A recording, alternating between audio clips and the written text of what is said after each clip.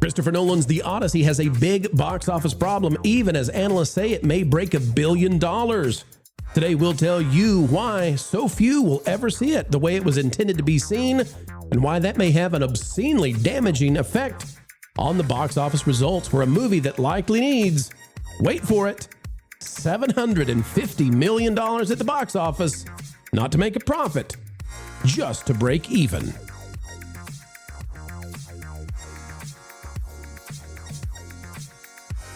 Hello folks, hello friends, and welcome back to the channel that continues to change hearts and minds simply by telling the truth with a capital T, a PhD level of understanding into what's going on in Hollywood and with the Odyssey. And can I tell you friends, not a single dime required for tuition, for you are here on scholarship. Folks, click that like button and let's explain the Odyssey right now. Christopher Nolan has made a very big deal about filming this movie, The Odyssey, with the kinds of cameras that, well, almost nobody is going to see. How few? Take a look at this. USA Today is reporting on it. Brendan Morrow, imagine all the money that they spent to shoot this thing in IMAX 70mm, and yet only 25 total theaters. 25! How many theaters are there in America? There's a bunch of them. 25 will be showing The Odyssey in the way that they have been telling everybody in every article in every place online. We did it. We shot it in IMAX 70mm for you. And it turns out very, very few of you are going to get a chance to see it this way.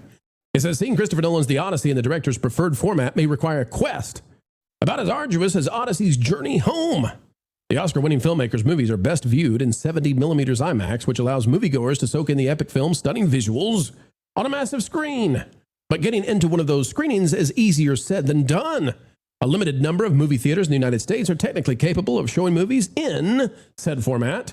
And even if you can make it out to one of those locations, tickets, says the article, are hard to come by. Jonas, I need you to put a pin in that. Go ahead, stick the pin in it. You good?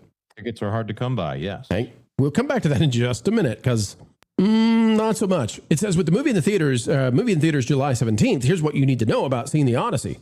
And it goes on to talk about, what is it? Well, it's the bestest way ever to see it. By golly, it's not only IMAX, it's big IMAX. It says a standard film strip is 35mm, so 70mm film is physically bigger, making for a higher resolution picture. Next, they'll tell us 70 is a bigger number than 35. Thank you. Showing the movie in IMAX allows for an expanded image. So by seeing The Odyssey in this version, you're seeing more of the frame than you would in a normal theater, and the image itself also looks better. In other words, it's higher resolution IMAX viewing. Jonas, what did I tell you to put a pin in? Do you remember? That it was going to be difficult to get tickets to see The Odyssey. That's right. In fact, Jonas, if you read more into the article, which we will not because we got to move on, they even talk about how this thing for this format has been available for sale. You could get tickets to this a year in advance. They have been trying to sell this for a year in advance. Now, the other night on the show, LW Ghost revealed that he is residing in the state of Tennessee, in Chattanooga. And so I was thinking about, was he going to go see this film, and was he going to go see it in this special IMAX? Because if we scroll down in this article, we can find out all the places that have it. You know, there's one place in Arizona, there's a bunch of places in California, 2 in Colorado, 1 in Florida, 1 in Georgia. But if we scroll down, LW Ghost, because, you know, he's a cinephile. I want him to get to see it in the best way possible if he's going to go see it. So LW Ghost, he will be seeing it, I am sure, at the IMAX located next to the Tennessee Aquarium in Chattanooga, Tennessee. Okay? So I thought, well, I'm going to check for Lou to see if there's availability, because the article on USA Today says that this very rare, very hard to come by, in short supply format for The Odyssey has been for sale for a year. Surely the reservations will be crazy. Ladies and gentlemen, this is the IMAX located at AMC Chattanooga 18 with the aquarium. This is the ultimate IMAX experience. This one's in 2D. It's the 70mm thing. And again, it's been for sale for a year. It is maybe 50% sold. Wow. 45% sold. This is the first showing. This is showing number 1. You've been able to wait for a year. You could have gotten your reservation last August to go see this thing. Jonas, if you haven't seen it, it's a walk-in. It's a walk-up. Yeah, that's amazing. And I do wonder if Lou is going to be our cinematic Cincinnatus and be called into duty to watch this one for us. I like your alliteration, sir. That's not bad. That's not bad. You keep that up. We'll change chairs. We'll scroll down, folks, if you want to see the list of the very few locations you can get this in. But Jonas, when I see that kind of ticket sales, and this has been, you could reserve it for $365 before now. That's when I start to say, wait a minute, maybe these projections are off, because opening, the very first debut on this very special format, only 2 locations in the entire state of Tennessee, where I guess Paramount is considering moving. Jonas, I look at it and I say, wait a minute, maybe this box office projection is incorrect at this time. What are your thoughts on it? This is going to be really difficult. And I was talking with Valiant earlier about the situation with this, because the IMAX thing overrepresents a certain part of the market that's probably not going to go see this again on the scale that it is right now. So it's fewer people watching the movie, but they're paying more for it, which is good if you can charge that much for people to pay for your movie, but it also doesn't give you a lot of good information on whether this actually has good word of mouth. These are the people that are primed for, I want the biggest movie on the biggest screen. These are the kind of people that if you're buying a system, they're buying the Pro version or the Series X version. They're so bought in, they're going to be positive. What this movie really needs to succeed, though, is the normies, the people that are showing up for like a Gladiator, and I'm not sure that those people will want to watch this movie. Well, look at the cleverness of the headlines, and again, I don't know how it's going to do. I can only look at the availability of the theaters that we know that are the highest in demand theaters, and they're not full. You can walk up today at many of these locations. I'm not telling you all of them. Like if you go to the one that's in New York, I forget the one that's near Times Square. I bet it's full. Okay. Yeah. But a lot of these theaters are going to be, you can walk in, and that makes me say, whoa. But look at the cleverness of the headline, Jonas. The Odyssey aims for $100 million opening. Well, I just want to let you know, Jonas, that I as well, I too am aiming for a $100 million opening next week. $100 million opening for Pro. I'm aiming for that next week. I just want you to know. Next week? Next week. I am aiming to open that way. Yeah. I don't know if I'll get there. I see. Because the aim is 100 million, not that it's getting 100 million. So this appears to be then propaganda. Is that the charge that we're leveling here? I think. I don't want to say this propaganda. I want to say that it's cleverly worded. How's that for you? Cleverly worded. And we're seeing indications that this isn't the only market in which they do have availability, but they have for a year been saying, 70 millimeter IMAX, here you go. Here's the thing. In 2 years, no one will be watching this in IMAX because they don't re-release movies in IMAX in the same way that they do here. I'll say Nolan's specific journey with IMAX is very personal. So there's a lot of that narrative weight that goes with it, as in the narrative about the movie as opposed to the narrative of the movie. But I don't know. Usually movies, when people see these kind of culture war signals, people go, no, I'm good. It's gonna be an interesting thing to see, because the expectations from Hollywood are very, very high. And right now, I see warning signs. I'm not saying it won't do well, but I see warning signs. Here's why they should be worried, maybe. Paul Tassi writing this in Forbes. Here's the Odyssey's budget and break-even point at the box office. Oh, this is perfect, because I have something to add to this story when we're done with it. Well, I'm so glad to hear. I'm going to tell you all this. I think Valiant Renegade has actually forced the hand of the media. There we go. Yes, that was it. Oh, did I steal it from you? No, go ahead. Go ahead. No, you take it that away then. I want to hear your thoughts on that. Valiant has forced them to do something that until he started doing it 3 or 4 years ago, that they had no intentions of ever disclosing, and now they must. Yeah. So Valiant has maybe directly caused Paul Tassi to revise this specific article. I don't know when you have hit refresh on this, but when Paul Tassi posted this, Valiant Renegade got Beetlejuiced into this. He got tagged on X and brought in to explain the way of the movie theater finances more perfectly to Mr. Paul Tassi. I love this.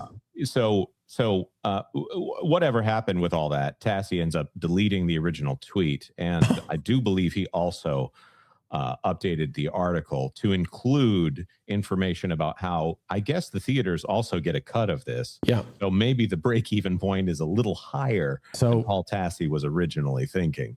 So a couple things Valiant has forced in his efforts on his YouTube channel. And folks should go subscribe to Valiant Renegade. He's forced them now to start giving the marketing costs. They never did. They never, ever, ever, ever did. And they've started doing that. In fact, this summer, they've started doing it. Yep. The other thing is they never, ever, ever talked about how much goes to taxes in theaters. Now they have to. Because Valiant, he's just kept on and kept on and kept on. And everybody knows it now. And every time they post about it, people correct them. And it came from Valiant. Nobody was doing it except Valiant Renegade. Right. So here's what we've got, Jonas. 375, and I'm going to explain how they get to these numbers because these are not dishonest numbers. They look like it at first, so I'll explain. It says 250 reported budget, 125 reported marketing, 375 total before the theater cut. Thank you, Valiant Renegade, which puts the break even from 625 to 750. Now, people might say, well, 750 is obviously the answer. Not necessarily. There are tax credits that can happen. So you get tax credits for filming these things in certain places. So you get breaks. Also, if they are considering the streaming rights and they already have a pre-purchase amount for wherever this is going, they can include that. Even though at the box office is not break even, they're looking at the overall break even for the expenditures. So if they say, well, we've already got to deal with Netflix and they're going to pay us $70 million for this thing, then they can do that. So that's why Paul Tassi is setting it, I believe, 625 to 750, which is a huge, chasm between those numbers. But for the simplicity's sake, let's just say 750, not because it's bigger, but because I don't know what tax breaks they got. I don't know what deals they've got on streaming. So 750 is the mathematical answer. We won't make assumptions. We'll just go with that. Jonas, they got to make a lot of money to get to 750. That's a lot of cash. A lot of tickets sold. That is, and the IMAX will help with that, but at the same time, they're going to need good word of mouth on this movie. They're getting their critical praise from everyone in the world except for Chris Gore and Alan Ng, apparently. I haven't seen Christian Toto's review yet, but the critics love this movie. A lot of people that I'm seeing that just like to watch movies for fun don't seem to like this movie very much. And it's going to be very interesting to see how this all shakes out. We didn't talk about box office like this 20 years ago.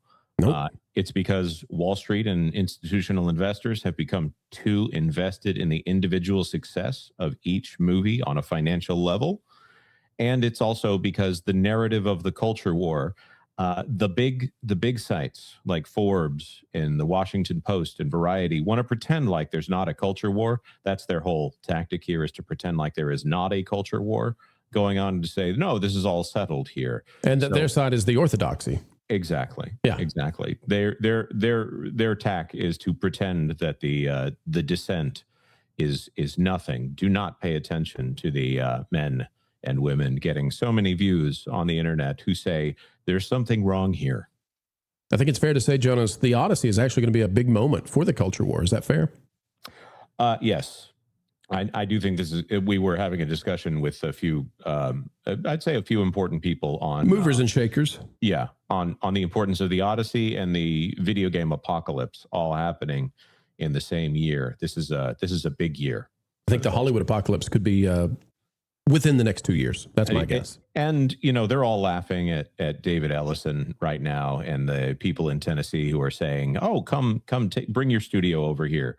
But, I think that that's not as ridiculous as the Hollywood trades would like for it to be. Whether it's Texas or Tennessee or Nevada or New Jersey, who cares?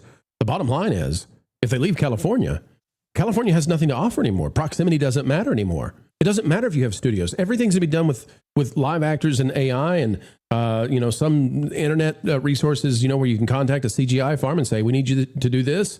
The days of needing a soundstage, anywhere near the Sunset Strip, that's over. That's done. And so if you chase these studios out, do so to your own collapse, I would say. So have at it. Yuck it up, boys. Laugh about it. But if they leave, it's going to be a grievous change for California. Yep, I would agree. Amazon MGM, they have no reason to stay in California other than to associate with Hollywood. Paramount and Warner Brothers, they will have a very bad taste in their mouth if they're forced to stay in California. And too many large industries have seen benefits from getting away from the regulation out there in California. So I don't know. It's not as crazy as it would have been, again, 10 to 20 years ago. Well said. You know, one of the greatest things we get to do each and every day is speak out and reach out to folks who don't know how entertainment works. And frankly, we think entertainment matters so much. It's why we do what we do. And you can help us send this out to even more folks. Click that like button, share, subscribe, and drop a comment down below. And wouldn't you know it, folks, we're even on Patreon. It's www.patreon.com/WDWPro. We've got to go, but until the next time, keep learning, keep growing, and as always, keep having fun.